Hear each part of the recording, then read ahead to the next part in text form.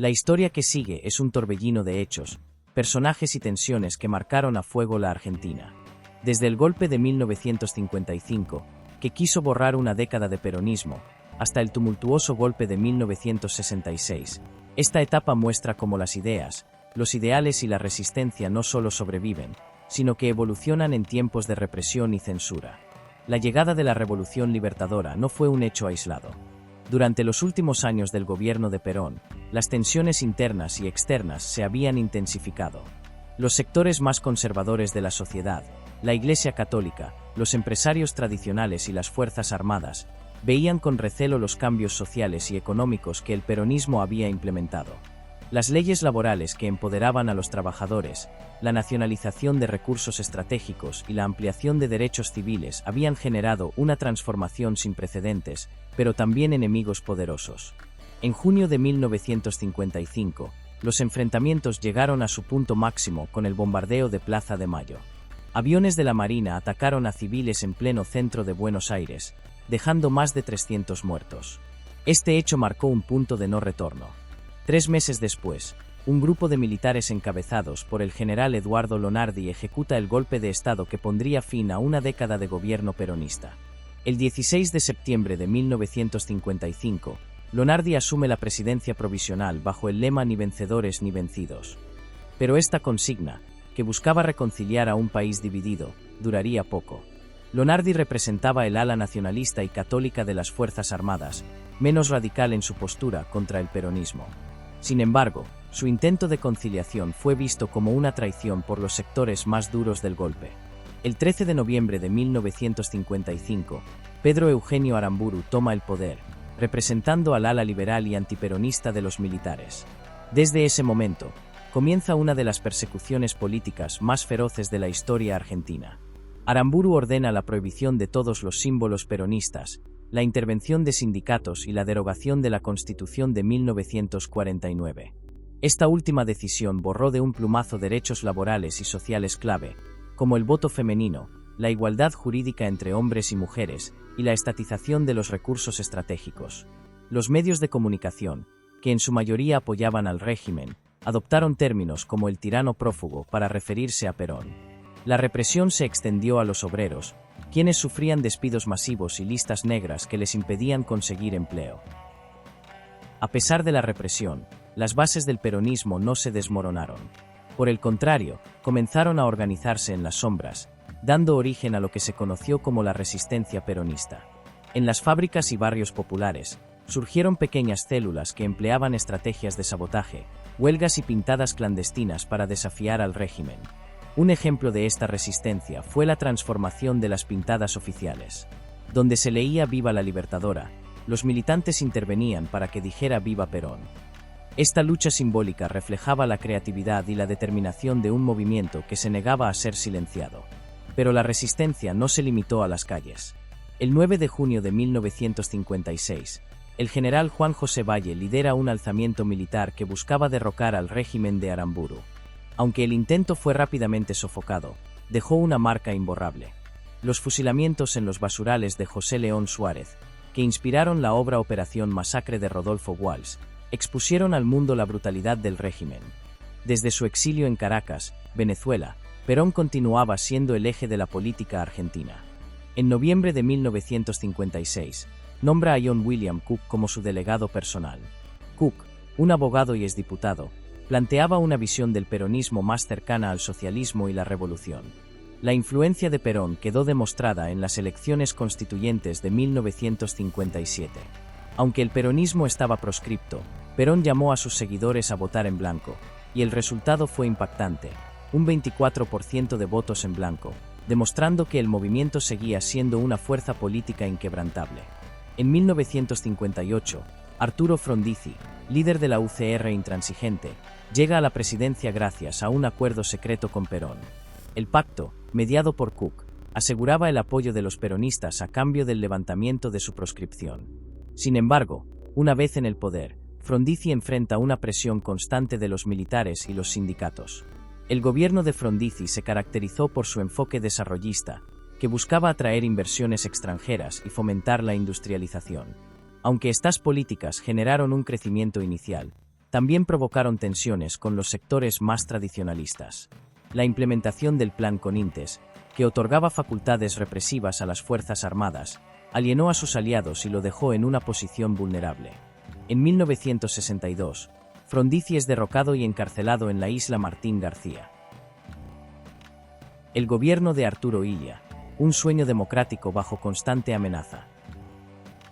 El 12 de octubre de 1963, Arturo Umberto Illia asumió la presidencia de la Argentina en una de las elecciones más complejas de la historia reciente. Con apenas el 25% de los votos, Illia llegó al poder bajo la bandera de la Unión Cívica Radical del Pueblo, UCRP, un partido liderado por Ricardo Balbín, cuyo objetivo principal era mantener a la Argentina lejos de las influencias del peronismo y del comunismo. Sin embargo, su gobierno no tardaría en ser boicoteado desde múltiples frentes: los militares, los sectores económicos y hasta la misma oposición. Arturo Illia, un médico de origen humilde nacido en Pergamino, Buenos Aires, era un político austero y poco carismático. Para muchos, representaba la antítesis de la figura imponente de Juan Domingo Perón o de los autoritarios líderes militares que habían marcado la década anterior.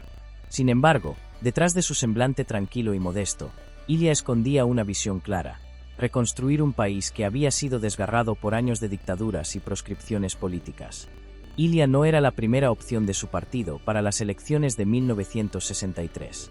Uno de sus primeros actos fue reinstalar la ley de salario mínimo, vital y móvil, que aseguraba un ingreso digno para los trabajadores argentinos. Además, impulsó programas sociales como la distribución de la copa de leche en las escuelas, una medida que buscaba combatir la desnutrición infantil. En el ámbito económico, Illia tomó decisiones controvertidas pero alineadas con su visión de justicia social. Entre ellas, destaca la anulación de los contratos petroleros firmados durante el gobierno de Frondizi, que muchos consideraban lesivos para la soberanía nacional. Illia sostenía que los recursos estratégicos, como el petróleo, debían estar en manos del Estado para beneficiar al pueblo argentino. Además, promovió una revolucionaria ley de medicamentos que regulaba el precio y la calidad de los productos farmacéuticos. Esta ley buscaba garantizar el acceso a medicamentos esenciales para toda la población, algo que generó la feroz oposición de las grandes empresas farmacéuticas y de los sectores liberales, que acusaron a Illia de intervenir excesivamente en la economía. En el ámbito internacional, Illia adoptó una postura firme respecto a la soberanía argentina sobre las Islas Malvinas. Su gobierno logró un importante avance en 1965, cuando la Asamblea General de las Naciones Unidas aprobó la Resolución 2065, que reconocía la existencia de una disputa entre Argentina y el Reino Unido e instaba a ambas naciones a resolver el conflicto mediante el diálogo. Este logro fue visto como un hito en la política exterior argentina y consolidó a Illia como un defensor de los intereses nacionales. A pesar de sus esfuerzos por estabilizar el país, Illia no logró escapar de la sombra del peronismo. Aunque el partido seguía proscripto, su influencia seguía siendo poderosa. En las elecciones legislativas de 1965, los peronistas, bajo el nombre de Unión Popular, lograron obtener el 36% de los votos, un resultado que demostró la vigencia del movimiento incluso en ausencia de su líder. Illia intentó maniobrar esta situación permitiendo la participación limitada de los peronistas, pero siempre bajo condiciones que evitaran su pleno retorno al poder. Esta estrategia buscaba dividir al movimiento y generar nuevos liderazgos más alineados con la democracia institucional.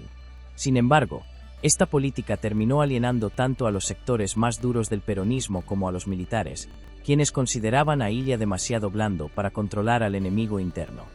En 1964, Juan Domingo Perón intentó regresar al país desde su exilio en España. El Operativo Retorno, como fue conocido, generó un enorme revuelo en la política nacional. Cuando el avión que transportaba a Perón se acercaba a Sudamérica, el gobierno de Illia, presionado por las Fuerzas Armadas, ordenó que el vuelo fuese desviado a Brasil. Este fallido intento de regreso no solo alimentó el descontento entre los seguidores de Perón, sino que también fortaleció a líderes sindicales como Augusto Bandor, quien impulsaba la idea de un peronismo sin Perón. El gobierno de Illia enfrentó una constante presión por parte de las Fuerzas Armadas, que no veían con buenos ojos su enfoque conciliador ni su lentitud en implementar políticas represivas contra el comunismo y el peronismo. Al mismo tiempo, los sectores empresariales y liberales criticaban sus políticas económicas, acusándolo de frenar el crecimiento con su intervención estatal. Desde los medios de comunicación, especialmente desde revistas como Primera Plana, se inició una campaña de desprestigio contra Ilia. Columnistas como Mariano Grondona lo describían como un líder lento e incapaz de tomar decisiones en momentos críticos, preparando el terreno para un nuevo golpe militar. El 28 de junio de 1966, las Fuerzas Armadas, lideradas por el general Juan Carlos Onganía, ejecutaron un golpe de Estado que puso fin al gobierno de Ilia. Como en los golpes previos, el Congreso fue cerrado y el presidente fue desplazado sin resistencia. Sin embargo, esta vez los militares fueron más allá. Disolvieron la Corte Suprema de Justicia y promulgaron un estatuto que reemplazó a la Constitución Nacional, concentrando todo el poder en manos de Onganía. Su política exterior sentó las bases para el reclamo argentino sobre las Islas Malvinas, un tema que sigue siendo central en la identidad nacional. La noche de los bastones largos, el golpe a la educación. El 29 de julio de 1966 se vivió una de las noches más sombrías de la historia de la educación argentina, la llamada Noche de los Bastones Largos. Este evento no fue un hecho aislado, sino la culminación de una política de represión que caracterizó al gobierno militar de Juan Carlos Onganía. La dictadura de Onganía se centró en instaurar un orden nuevo, eliminando todo vestigio de oposición. Esto incluía a las universidades nacionales, que en ese momento eran un bastión de pensamiento crítico y libertad académica. La Universidad de Buenos Aires, UBA, había adoptado un modelo de gobierno autónomo que permitía la participación de profesores, estudiantes y graduados en la toma de decisiones. Este sistema era visto por la dictadura como una amenaza al control totalitario que buscaba establecer. Onganía firma un decreto que ordena la intervención de las universidades nacionales. El objetivo era eliminar la autonomía universitaria y someter a las instituciones al control del Estado. La medida desató una ola de indignación entre profesores, estudiantes y graduados, quienes decidieron resistir pacíficamente ocupando los edificios de varias facultades. La noche del 29 de julio. Esa noche, las fuerzas policiales ingresaron a los edificios ocupados con extrema violencia. Armados con bastones largos, comenzaron a golpear indiscriminadamente a los presentes, incluyendo a algunos de los académicos más destacados del país. Profesores y estudiantes fueron sacados a empujones, muchos terminaron en hospitales con heridas graves y cientos fueron detenidos. El ataque dejó secuelas físicas y psicológicas, pero también marcó un quiebre en la historia de la educación pública argentina. La represión no solo fue física. Cientos de profesores renunciaron en señal de protesta o fueron cesanteados por la dictadura. Entre las víctimas de esta represión estaba Rolando García, un reconocido físico que había trabajado con Albert Einstein, y Manuel Sadowski, un pionero en informática en Argentina. Ambos debieron abandonar el país tras el ataque. Reflexión final: el legado de la resistencia. La década de 1955 a 1966 fue un periodo marcado por contradicciones profundas. Por un lado, estaba el deseo de algunos sectores de volver a un orden conservador, con menos derechos y menos participación social. Por otro, surgió una resistencia que, aunque fragmentada y perseguida, demostró una resiliencia extraordinaria. La resistencia peronista, las luchas sindicales y las movilizaciones estudiantiles dejaron claro que los ideales no pueden ser borrados ni siquiera por las fuerzas más brutales. El peronismo, proscripto durante gran parte de este periodo, logró mantenerse vivo gracias a sus bases populares, a su capacidad de adaptación y a la figura de Juan Domingo Perón, que desde el exilio continuó marcando el ritmo de la política nacional.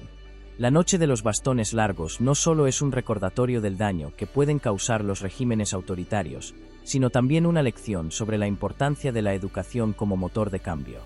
A pesar de los golpes, los ideales de autonomía y libertad académica siguieron siendo faros para futuras generaciones.